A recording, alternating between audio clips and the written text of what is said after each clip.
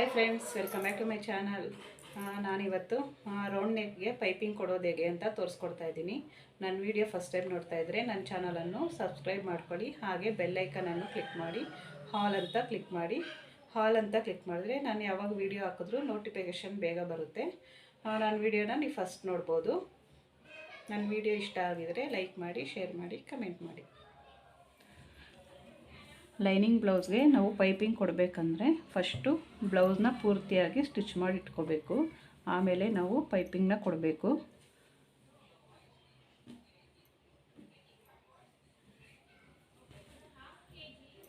Piping ಕೊಡಬೇಕಂದ್ರೆ ನಾವು cross ಪೀಸ್ನ cut ಮಾಡ್ಕೋಬೇಕು. ಇದು 1 ಇಂಚಷ್ಟು ಕಟ್ ಮಾಡ್ಕೋಬೇಕು.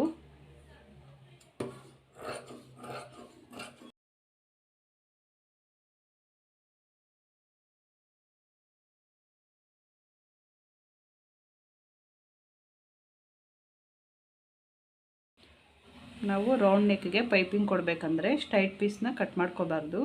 ಇದಕ್ಕೆ ಕ್ರಾಸ್ ಪೀಸ್ನೇ ಹಾಕಬೇಕಾಗುತ್ತೆ.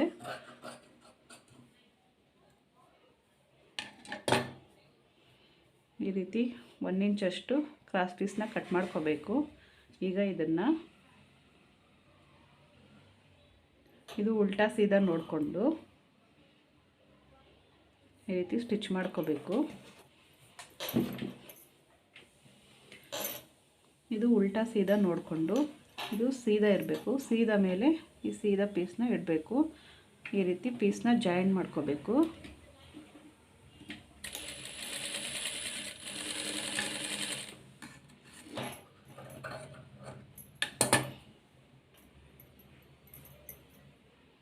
ಇದೇ ರೀತಿ ಎಲ್ಲ ಪೀಸ್ನ ಜಾಯಿನ್ ಮಾಡ್ಕೋಬೇಕು.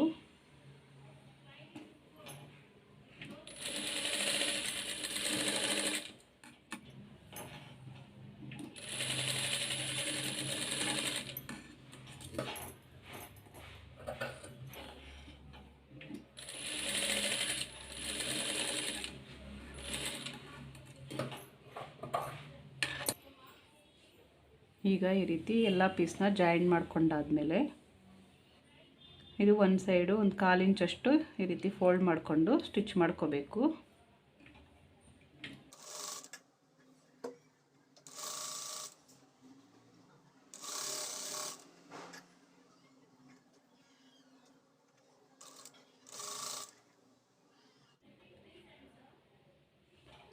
ಇಲ್ಲಿ ಜಾಯಿಂಟ್ ಮಾಡಿರೋ ಪೀಸ್ನ ಈ ರೀತಿ ತಗೊಂಡು ಇದನ್ನು ಓಪನ್ ಮಾಡಿಕೊಂಡು ಈ ರೀತಿ ಫೋಲ್ಡ್ ಮಾಡಿ ಪೀಸ್ನ ಜಾಯಿನ್ ಮಾಡ್ಕೋಬೇಕು.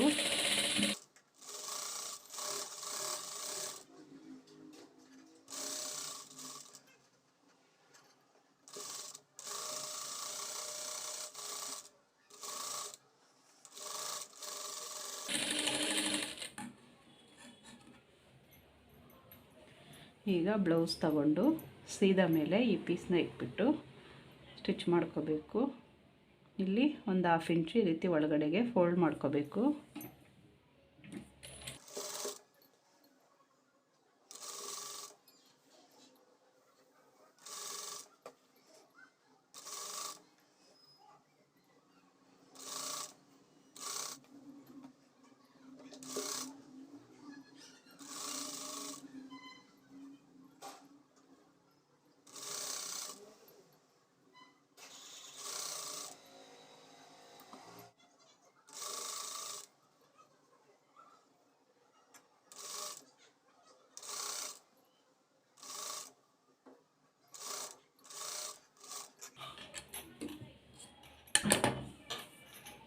ಈಗ ಕೊನೆಯಲ್ಲಿ ಒಂದು 1/2 ಇಂಚು ಈ ರೀತಿ ಒಳಗಡೆಗೆ ಫೋಲ್ಡ್ ಮಾಡಿಕೊಂಡು ಸ್ಟಿಚ್ ಮಾಡ್ಕೋಬೇಕು. ಕೊನೆಯಲ್ಲಿ ರಫ್ ಮಾಡಬೇಕು.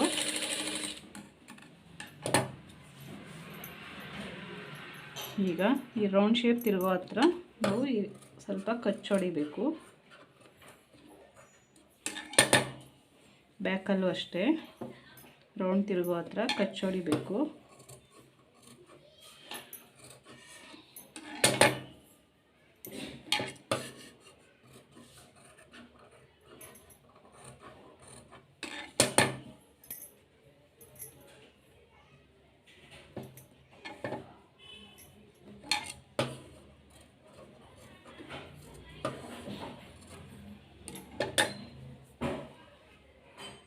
ಈಗ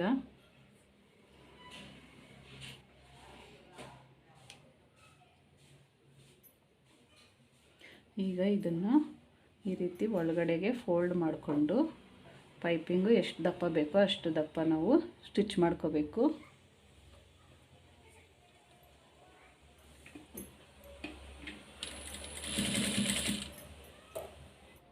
ಇಲ್ಲಿ ಪೈಪಿಂಗ್ ಮೇಲೇನೂ ಸ್ಟಿಚ್ ಮಾಡಬಾರ್ದು, ಹಾಗೆ ಈ ಕಡೆನೂ ಸ್ಟಿಚ್ ಮಾಡಬಾರ್ದು.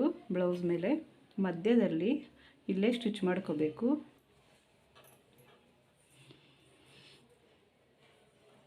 ನಾವು ಇಲ್ಲಿ ಪೈಪಿಂಗ್ ಕೊಡಬೇಕಾದ್ರೆ ಇದನ್ನು ಈ ರೀತಿ ಒಳಗಡೆಗೆ ಫೋಲ್ಡ್ ಮಾಡಿಕೊಂಡು ನಮಗೆ ಎಷ್ಟು ದಪ್ಪ ಬೇಕೋ ಅಷ್ಟು ದಪ್ಪ ನಾವು ಪೈಪಿಂಗ್ ಕೊಡ್ಬೋದು. ಪೈಪಿಂಗ್ ಮೇಲೆ ಸ್ಟಿಚ್ ಮಾಡಬೇಕಂದ್ರೆ ಇಲ್ಲಿ ಪೈಪಿಂಗ್ ಕೊಟ್ಟಿರ್ತೀವಲ್ಲ ಅದ್ರ ಮೇಲೆ ಸ್ಟಿಚ್ ಮಾಡಬಾರ್ದು, ಹಾಗೆ ಈ ಕಡೆ ಪಕ್ಕದಲ್ಲೂ ಸ್ಟಿಚ್ ಮಾಡಬಾರ್ದು. ಇಲ್ಲಿ ನಾವು ಪೀಸ್ನ ಜಾಯಿನ್ ಮಾಡಿರ್ತೀವಲ್ಲ ಈ ಮಧ್ಯದಲ್ಲೇ ಸ್ಟಿಚ್ ಮಾಡ್ಕೊತ ಹೋಗಬೇಕು, ಆವಾಗ ನೀಟಾಗಿ ಪೈಪಿಂಗ್ ಬರುತ್ತೆ.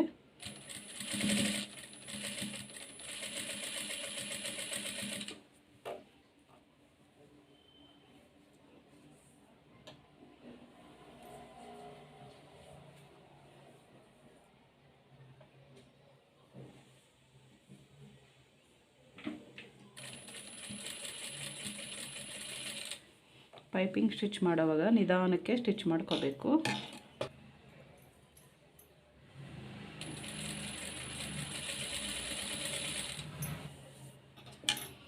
ಈ ಕಡೆ ಎಕ್ಸ್ಟ್ರಾ ಏನಾದರೂ ಸ್ವಲ್ಪ ಜಾಸ್ತಿ ಇತ್ತು ಅಂದರೆ ಇದನ್ನು ಕಟ್ ಮಾಡ್ಕೋಬೇಕು. ನಾವು ಸ್ಟಿಚ್ ಮಾಡೋವಾಗೆ ಕಟ್ ಮಾಡಿಕೊಂಡ್ರೆ ಪೈಪಿಂಗು ನೀಟಾಗಿ ಬರುತ್ತೆ.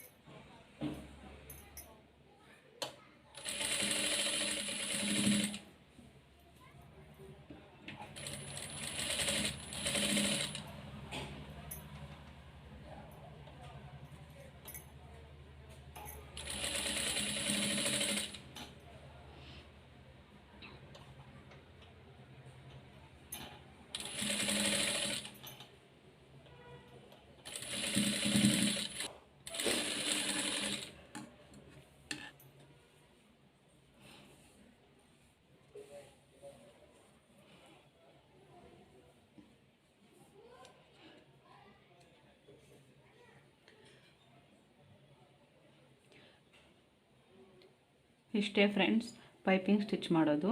ನೋಡಿ ಫ್ರೆಂಡ್ಸ್ ಎಷ್ಟು ನೀಟಾಗಿ ಬಂದಿದೆ ಅಂತ. ನೋಡಿದ್ರಲ್ಲ ಫ್ರೆಂಡ್ಸ್ ಪೈಪಿಂಗ್ ಯಾವ ರೀತಿ ಸ್ಟಿಚ್ ಮಾಡೋದು ಅಂತ. ತುಂಬ ಈಸಿಯಾಗಿ ಸ್ಟಿಚ್ ಮಾಡ್ಕೋಬೋದು. ನನ್ನ ವಿಡಿಯೋ ಇಷ್ಟ ಆಗಿದ್ದರೆ ಲೈಕ್ ಮಾಡಿ, ಶೇರ್ ಮಾಡಿ, ಕಮೆಂಟ್ ಮಾಡಿ.